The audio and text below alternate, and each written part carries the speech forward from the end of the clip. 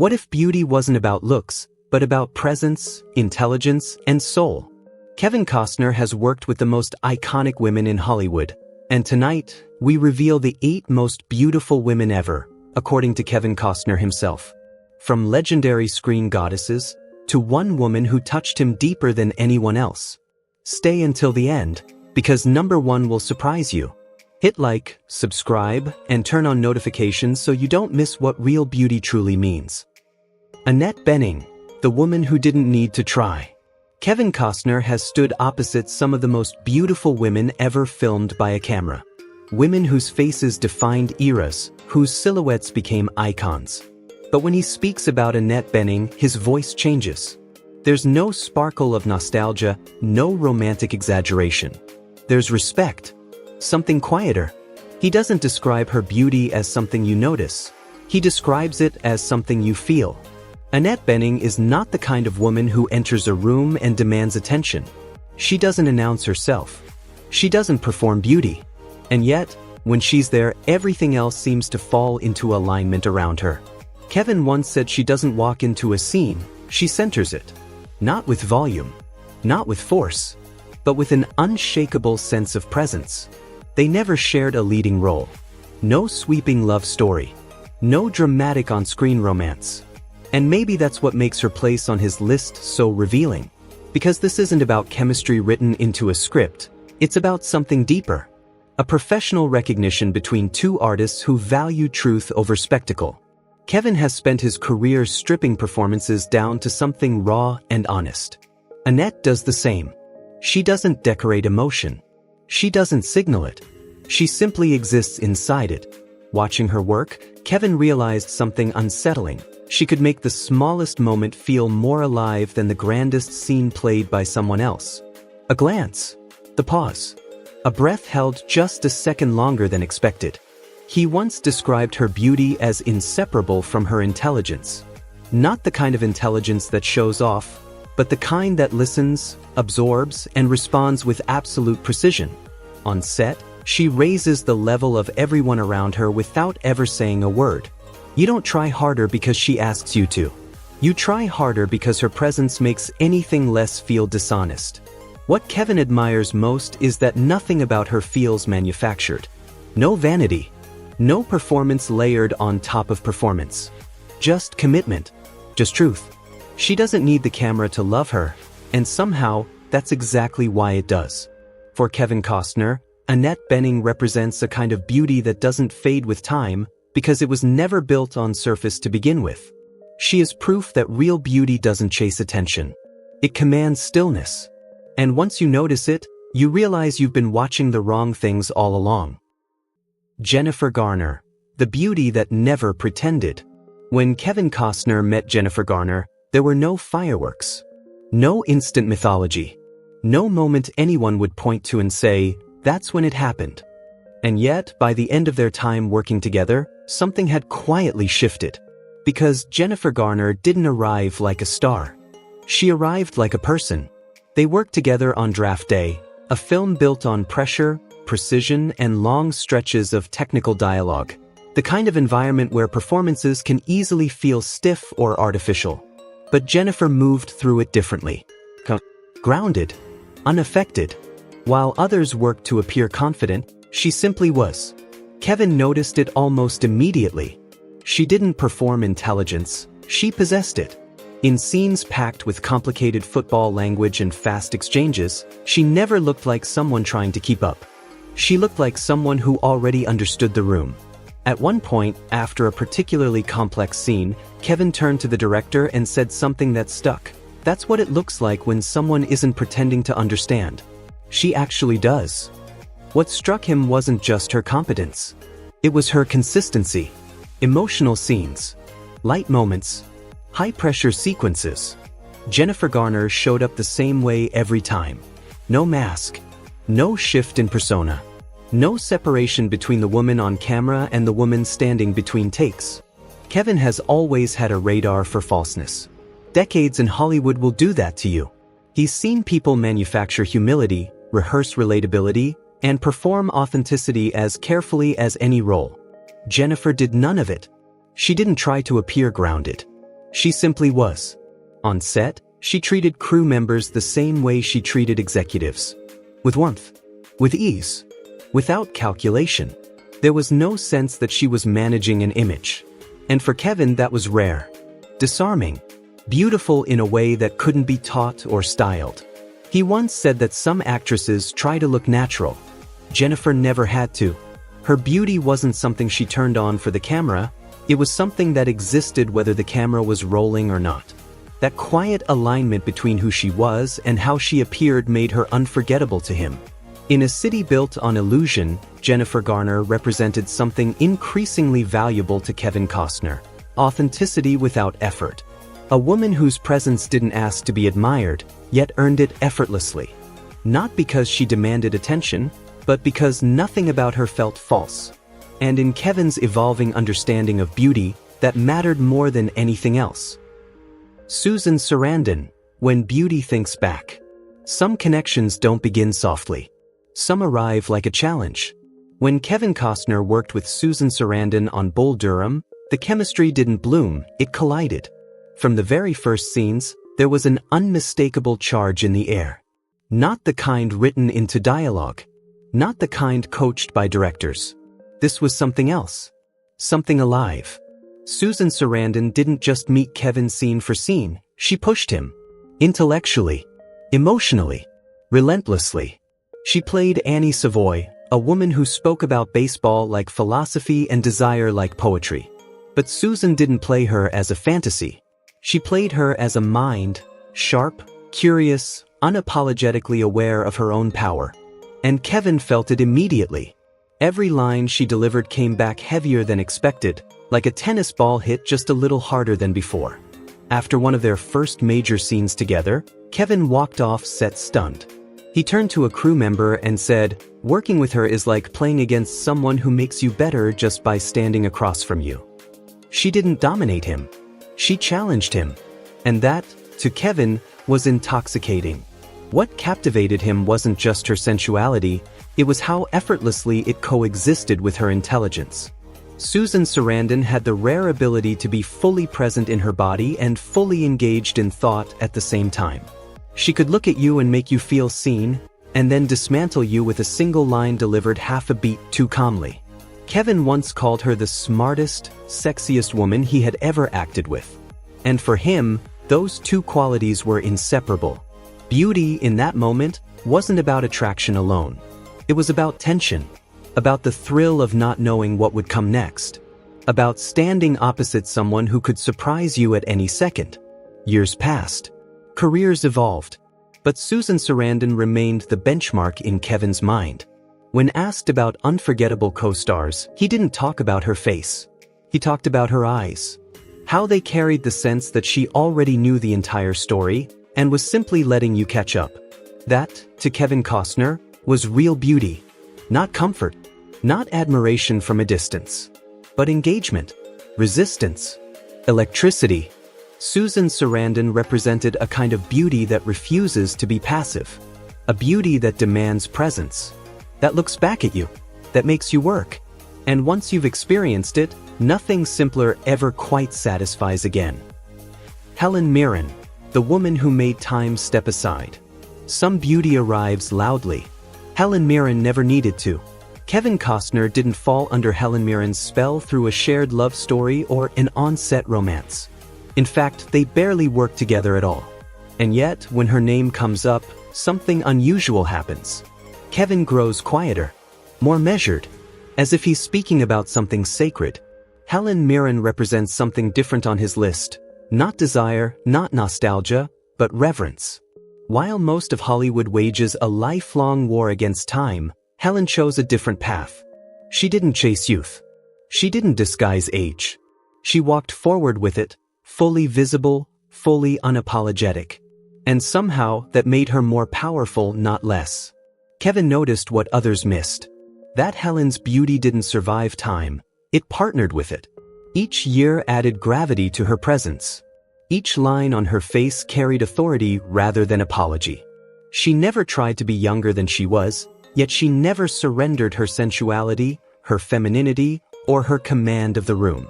He once said, "Helen isn't just beautiful, She's timeless. For a man who has shared scenes with legends and held his own across decades of cinema, Kevin made a rare confession. Helen Mirren made him nervous. Not intimidated, aware. A heightened awareness that he was standing in the presence of someone who had fully integrated who she was, who she had been, and who she was becoming. That kind of beauty doesn't flicker. It settles. Kevin understood something watching Helen from a distance. That real confidence doesn't resist change, it absorbs it. That grace isn't the absence of age, but the mastery of it. And that there is nothing more compelling than a woman who doesn't ask time for permission. Helen Mirren didn't redefine beauty by breaking rules. She redefined it by refusing to fight reality. By standing exactly where she was in life and saying, "This is enough." And in an industry obsessed with illusion, that honesty felt radical. For Kevin Costner, Helen Mirren represents the beauty that comes after ambition quiets down, after performance falls away, after the need to prove disappears. What remains is presence, calm, unshakable, and impossible to ignore. A woman who didn't outrun time. A woman who let time circle her, and then commanded it. Diane Lane, the beauty that lets you feel everything. Some actors create chemistry. Diane Lane creates truth. By the time Kevin Costner and Diane Lane stood opposite each other on screen, there was no need for introductions. No easing in. No careful calibration. From the first moment, they moved like two people who had already lived a life together, even when the script said otherwise. They worked together more than once. And each time, something unmistakable happened. The camera stopped feeling like an observer. The scene stopped feeling like a performance. What remained was connection. Diane Lane doesn't protect herself on screen. She doesn't hide behind technique or vanity. When a moment calls for vulnerability, she steps fully into it, unarmored, exposed, and emotionally present. Kevin recognized that instantly, and he respected it deeply. During the filming of Let Him Go, there was a scene that demanded everything from her. No grand gestures. No dramatic speeches. Just grief, fear, and love sitting quietly in the same breath. Kevin watched her from the monitor between takes. He didn't speak. He just shook his head and said softly, "That's as good as it gets." What moved him wasn't just the performance, it was her courage. Diane's beauty, in Kevin's eyes, came from her willingness to feel without holding anything back. To trust the moment. To trust her scene partner. To trust the truth even when it hurt. That kind of openness is rare. And it's magnetic. With Diane, Kevin felt free. Free to forget the camera. Free to inhabit emotion without self-consciousness. When she was in a scene, the technical machinery of filmmaking seemed to disappear.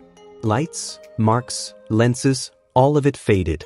What remained was something real. He once said that when Diane Lane is present, you stop acting and start listening. And in that space, that shared silence between lines, something honest emerges. Something you can't fake or manufacture. For Kevin Costner, Diane Lane represents the beauty of emotional trust. The kind that doesn't ask for admiration. The kind that invites you into something fragile and says, "Don't look away." Her presence reminded him that beauty isn't always dazzling. Sometimes it's devastating. Sometimes it's quiet. Sometimes, it's simply the courage to be fully seen, and to let someone else be seen with you. And once you experience that kind of beauty, everything else feels distant. Brigitte Bardot, the woman who never knew him, but shaped him. Not every woman on Kevin Costner's list ever stood across from him. Some stood somewhere else entirely, on a screen, in another country, in another time. Brigitte Bardot was never a co-star. She was a moment.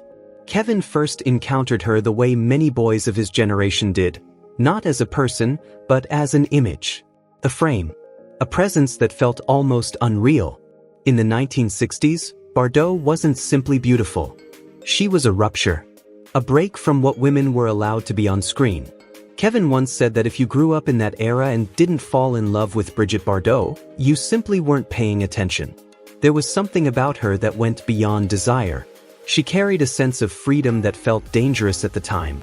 A woman who belonged entirely to herself. She didn't ask permission. She didn't apologize. She didn't explain. To a young Kevin, Bardot wasn't a woman you imagine meeting. She was an idea. A signal that beauty could be wild, untamed, and unconcerned with approval. Her sensuality wasn't crafted for the male gaze. It existed whether anyone was watching or not. What fascinated Kevin wasn't just her face, but what she represented. A cultural shift. A moment when femininity stopped being polite and started being powerful. Bardot's beauty wasn't intimate, it was symbolic. She became the reference point, the archetype, the fantasy that shaped how an entire generation understood desire. Years later, as Kevin reflected on the women who moved him most, Bardot still lingered.